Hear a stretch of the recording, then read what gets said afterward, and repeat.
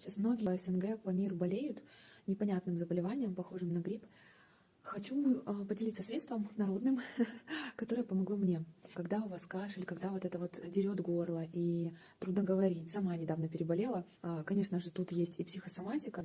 Лично я замечаю по себе, что когда есть какой-то невысказанный гнев, какая-то злость и раздражение на людей, то это все тело нам помогает проживать вот таким вот способом.